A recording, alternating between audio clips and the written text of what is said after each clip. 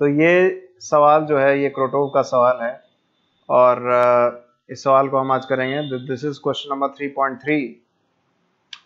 The question says determine the strength of electric field at the centre of a hemisphere produced by charges uniformly distributed with a density sigma over the surface of this hemisphere। तो इस hemisphere के centre पे हमें क्या निकालना है? We will have to calculate the electric field, all right। तो इसको हम एक अलग तरीके से करेंगे, will not involve integration। Integration अगर इन्वॉल्व भी होगा तो वो बस सिंबॉलिकली होगा, लेकिन इसका जो तरीका करने का होगा वो बिल्कुल ही लाइक हटके होगा, ठीक है। तो इस सॉल्यूशन को जरूर से जरूर देखें। तो यहाँ पे हम एक हेमिस्फीयर बना देते हैं पहले। Let's make a hemisphere. यहाँ पे हमने हेमिस्फीयर बना लिया और एक्सिस ड्रॉ कर लेते हैं। तो एक्सिस ड्रॉ कर लिया यहाँ पे इस तरीके से, ये y एक्सिस है, let's take it as x axis, alright. तो यहाँ पे एक एलिमेंट चूज कर लेते हैं। Let's take an element here and this is an area element, so this is dA, this is dA, alright। So that's dA and dA is an area element,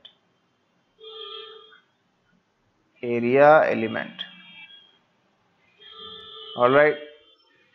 Now what is the angle? ये कितना angle बना रहा है vertical के साथ? तो let's take this angle as theta, ठीक है। तो इस एरिया के दो कंपोनेंट्स आ रहे हैं। आपको पता है कि एरिया जो है ये एक वेक्टर क्वांटिटी होता है। In physics it is considered to be a vector quantity. तो ये थीटा हो जाएगा, तो ये भी ऑब्वियसली क्या हो जाएगा? थीटा हो जाएगा, ठीक है। तो dA का कंपोनेंट, ये dA एक वेक्टर क्वांटिटी है, तो dA का कंपोनेंट एक इधर आ रहा है dA cos थीटा, और एक कंपोनेंट आ रहा है dA sin थीटा आ रहा है, ठीक है। तो अब तुम्हें दिख रहा होगा कि अगर इसका एक काउंटर पार्ट भी देखें तो यहाँ पे तुम्हें इसका एक काउंटर पार्ट भी दिखेगा इस डायरेक्शन में, यहाँ पे। तो इसका काउंटर पार्ट मतलब कि it will be at the same angle from the vertical but on the other side. तो उस काउंटर पार्ट का भी अगर मैं वो लूं, कंपोनेंट लूं, तो dA cos थीटा ऊपर आ जाएगा, है कि नहीं? dA cos थीटा जो है वो किधर आ जाएगा? ऊपर आ जाएगा, dA cos थीटा, ऑलराइट। तो अगर ऐसे सारे dA cos थीटा को सम कर देता हूं मैं, अगर ऐसे सारे dA cos थीटा को मैं सम कर देता हूं, समीशन कर देता हूं, तो तुम्हें ये आइडिया लग गया होगा कि that would be equal to pi r square, जो एरिया बेस पे आ रहा है, द बेस एरिया। अगर तुम हेमिस्फीयर को ऊपर से देखोगे तो एक सर्कल दिखेगा, एक सर्कल दिखेगा जिसकी रेडियस कितनी है? r। तो इस सर्कल का जो एरिया होगा वो कितना हो जाएगा? इस सर्कल का जो एरिया है वो कितना हो जाएगा? पाई आर स्क्वायर हो जाएगा ऑब्वियसली, ठीक है। तो यहां से हमें एक इंफॉर्मेशन मिल गया कि सारे dA cos थीटा का समीशन जो है वो पाई आर स्क्वायर होता है।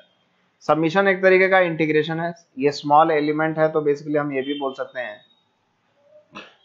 क्या बोल सकते हैं कि integration of all the dA cos thetas is equal to pi r square.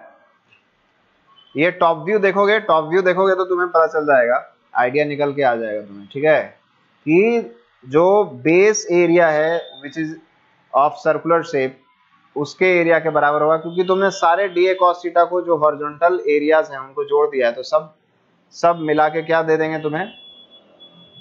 The base area दे देंगे which is pi r square, alright. तो इस चीज को पकड़ के चलो, इसके हेल्प से ही हम लोग प्रूफ कर लेंगे आगे, ठीक है। तो आप देखो अब इलेक्ट्रिक फील्ड कैसे निकल के आ जाएगा। तो तुम्हें थोड़ा स्ट्रेंज लग रहा होगा कि सर ये एरिया का इंटरप्रिटेशन से इलेक्ट्रिक फील्ड आप कैसे निकाल दोगे। तो यहाँ पे देखो किस तरीके से आ रहा है। एरिया एलिमेंट को फिर से बना लो, क्योंकि क्योंकि जो चार्ज डिस्ट्रीब्यूशन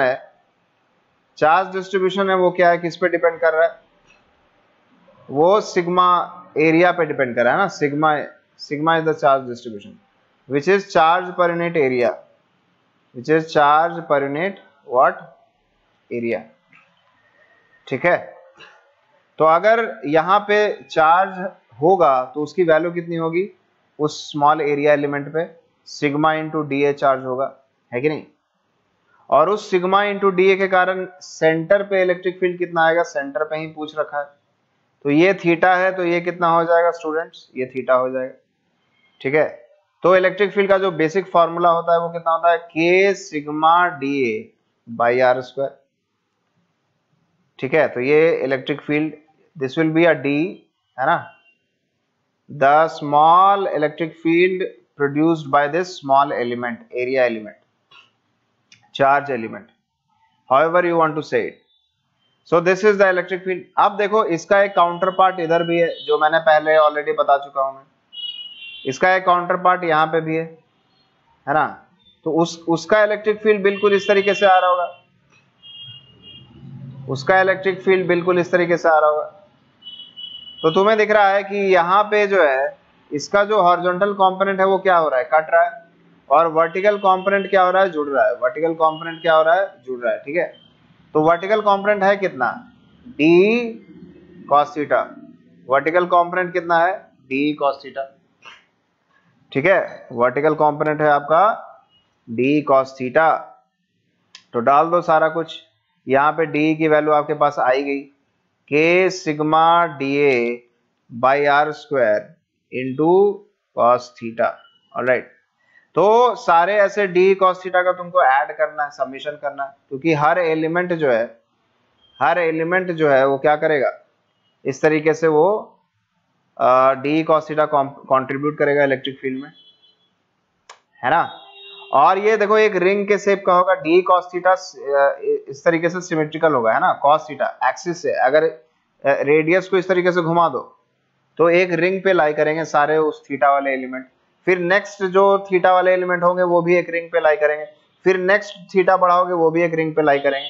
तो सारा पूरा हेमिस्फीयर कवर हो रहा है, पूरा हेमिस्फीयर तुम्हारा यहाँ पे कवर हो रहा है। ठीक है, तो इस सारे डी कॉस थीटा को आपको ऐड करने की अब जरूरत है। ठीक है, तो सबको ऐड कर दो, तो यहां से क्या आ जाएगा, के sigma d A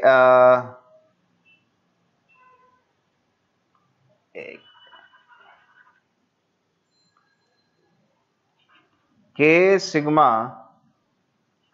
D a cos theta by r square, है कि नहीं, इनका summation.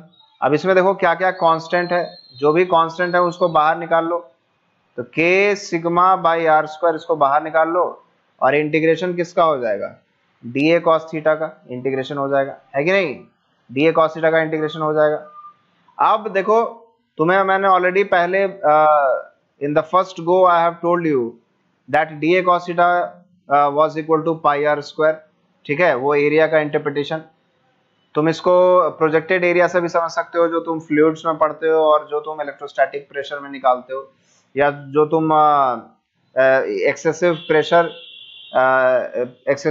In bubble, you know, excess pressure in bubble and drop के केस में जो इफेक्टिव एरिया का कॉन्सेप्ट यूज करते हो, उससे भी समझ सकते हो इसको, बिल्कुल वही चीज है।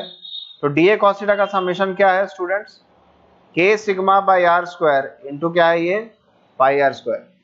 अगर आप इसको सॉल्व करिएगा तो देखो बिना किसी इंटीग्रेशन के ये आपके सामने आंसर आ गया है।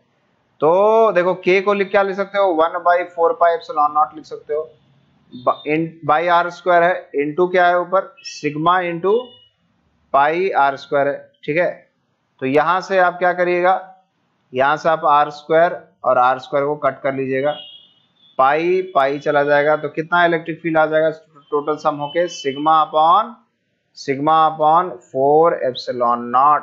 तो this is the total summation of all the d cos theta components from all the different elements, all right, situated at different angle theta from the vertical. So this is the net electric field which you experience at the center of a hemispherical shell with uniform surface charge density as sigma. So if I want to show the electric field, so the electric field will be like this. From center O, it will be coming downwards, and that value will be E, and that value will be sigma upon 4 epsilon naught, and that is a constant value. There is no horizontal component. There is no horizontal component. Obviously, there is no horizontal component like this because they got cancelled. और ये चीज मैंने यहाँ पे समझा दिया क्योंकि उसका एक सिमेट्रिक एलिमेंट होता है, एक काउंटर पार्ट होता है, जिसके कारण इलेक्ट्रिक फील्ड कैंसिल हो जाता है. तो ये एक शॉर्टकट था, which this shortcut avoids integration and easy to understand, and एक नया पर्सपेक्टिव भी है, एक नया व्यू पॉइंट भी है. ठीक है, तो फिजिक्स इसी का खेल है. अगर आपको नए नए पर्सपेक्टिव आपको पता है, नए नए व्यू पॉइंट्स पता है, तो आपको फिजिक्स बहुत ही इंटरेस्टिंग लगेगा, and it will be your stronger subject, and you will score very good in physics. All right, so always go for new ideas and new ways and new techniques for solving different question. All right, तो इस तरीके से क्रोटोव का फिर से series मैं चालू कर दिया हूँ. तो आप डेली बेसिस पे क्रोटोव के क्वेश्चंस मैं लूंगा और यूरोडोव के क्वेश्चंस लूंगा. ठीक है, तो let's dedicate this channel to this type of questions, and we'll meet again. All right, so let's end this session.